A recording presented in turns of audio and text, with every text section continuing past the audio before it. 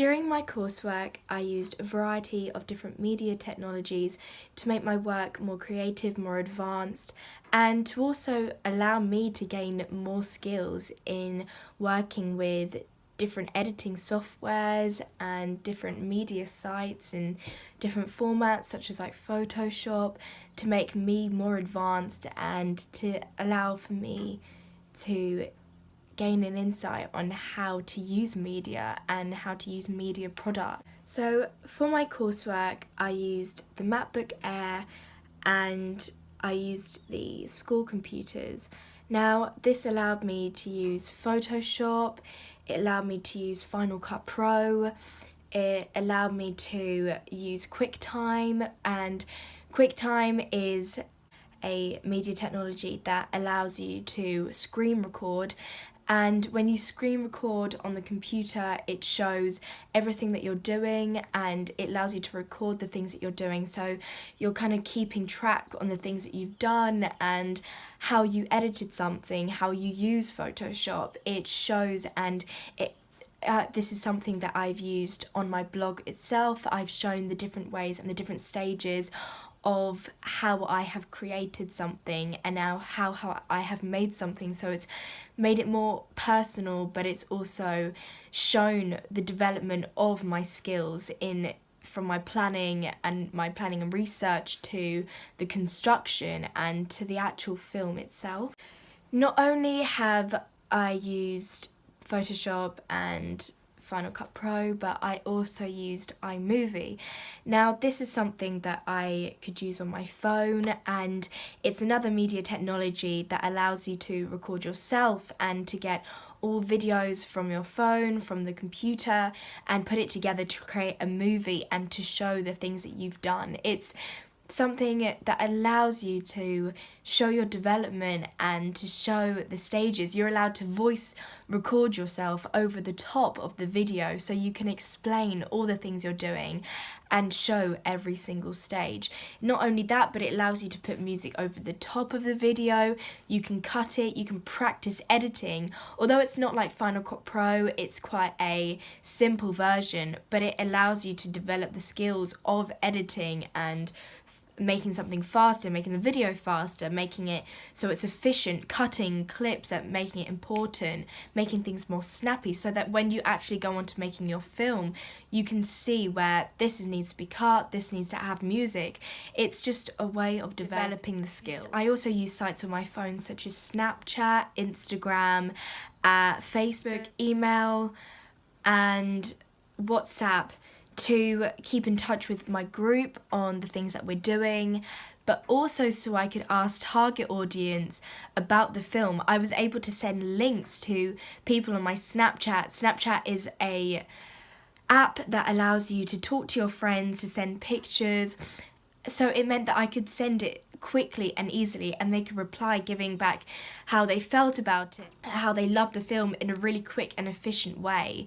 And it also showed that I was using different apps and different software to ask a large amount of people. This is things that you can literally click on names in a second and get information back from a large group of people that are in your year, that are outside of your year, so different age groups. For example, on Instagram you can show pictures, you can upload images about your film and get information back. You can find out a lot in a really short amount of time.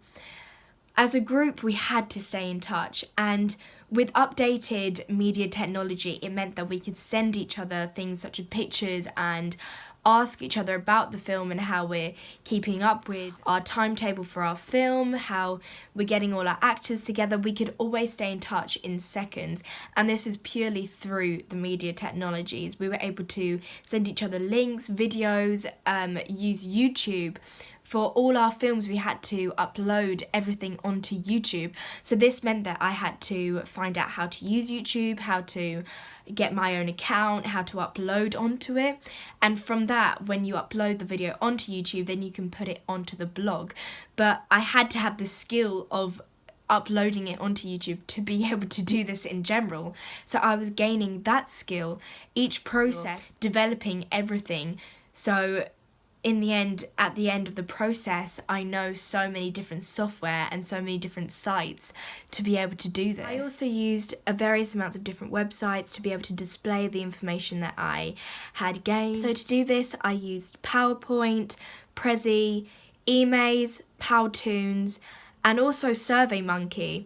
Now, all these websites, although some of them are very similar, for example, PowerPoint, Prezi, Emaze, and Powtoons, they're all different ways of just presenting your work. They're all sort of like presentations, and you can use different websites, but it's just another way of showing your information without having to use the exact same website. For example, PowerPoint is easy, it's quick, it's quite simple, it's really easy and efficient, but it's not very advanced. Prezi is another presentation website. However, this gives you lots of different interesting formats. They're quite creative, they move on the screen, and it's more exciting and intriguing to look at. Emaze is also another PowerPoint and presentation sort of website. However, this is another way of showing more information. You've got more fonts, different types of layouts, as well as it makes work more interesting and more snappy, and it just gives more to the eye. My favourite one is Powtoons. Now, Powtoons is kind of like cartoons. You could have images that move on the PowerPoint.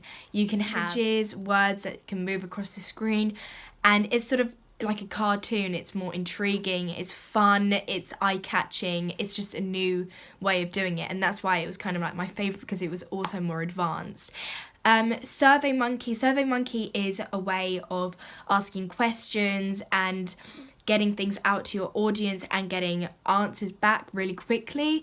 It was what I used in my target audience in my planning stage, and for me to get information quickly that I needed about my film and about what my target audience liked in a survey that is it is a media technology, but it's so quick and easy. Instead of having to actually write it and send it to people, they can literally send the information back in seconds. Now, as a director, it meant that I needed information about the film, and it meant that I needed to use these media technologies efficiently so that I could gain a knowledge about what the target audience wanted and how they wanted the movie to be and how they wanted the dialogue to be, so that when I was in the moment and when I was with the actors, I could direct them at each moment to match the target audience's needs, basically, and to create an overall fun film. So the equipment that we used to have the best quality and the best camera work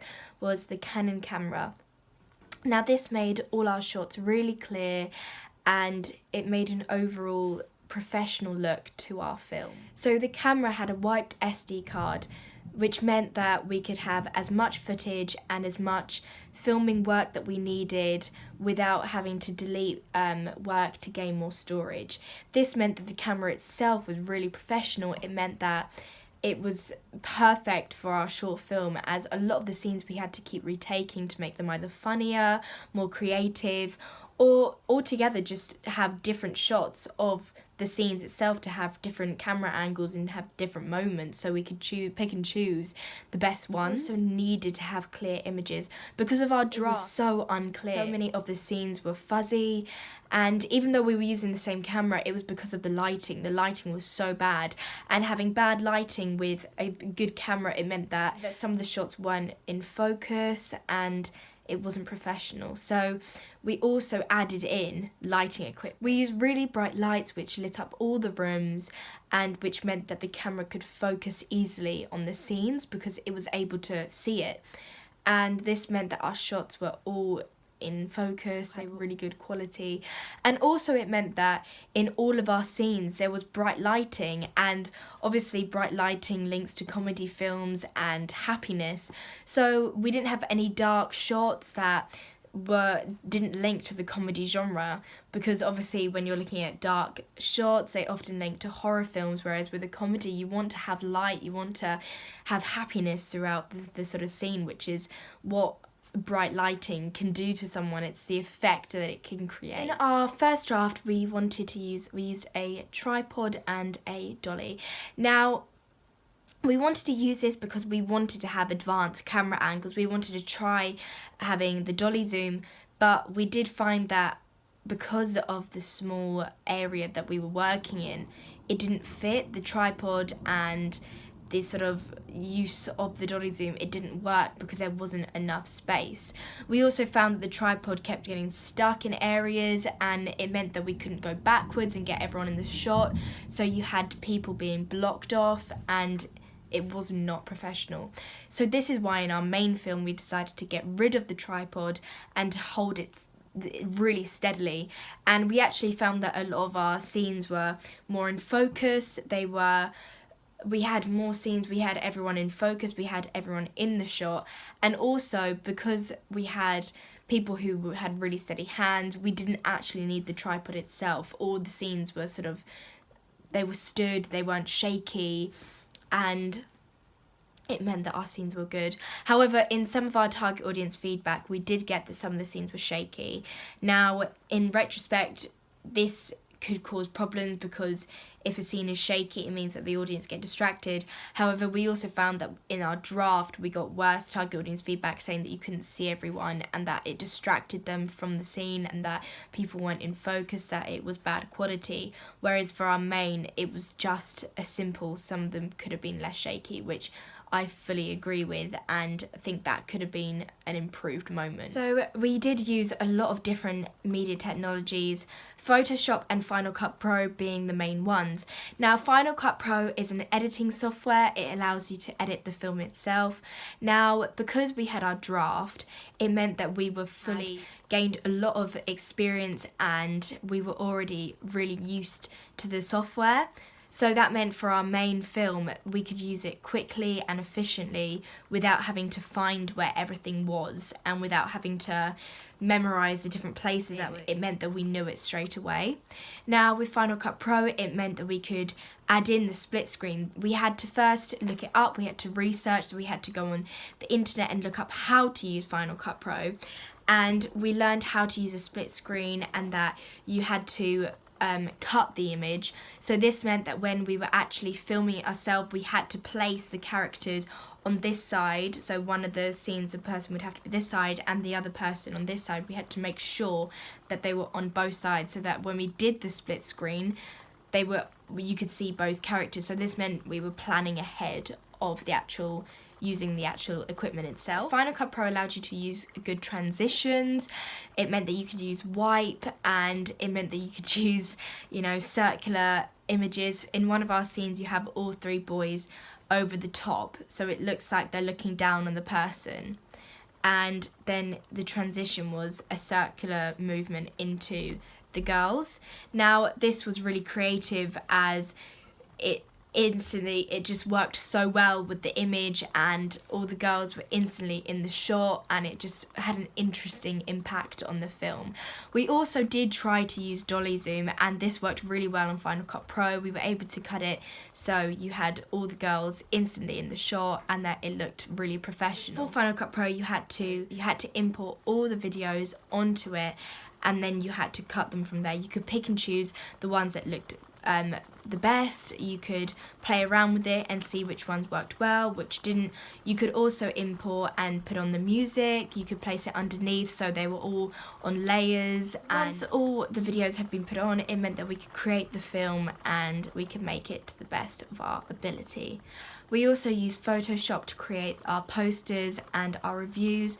Now, I had a lot of experience with Photoshop as in year 12 I had to create a magazine front cover. This meant that I already knew the software really well and I knew where everything was. So when I was creating the poster, I could easily find out how to make the pictures brighter, how to cut them, how to use the rubber, and it meant that it was really easy for me to make, and I could make it look really professional, and it was really simple to gain the skills of using it. Every time I use the software, I still find new things. However, I feel really advanced when I use it.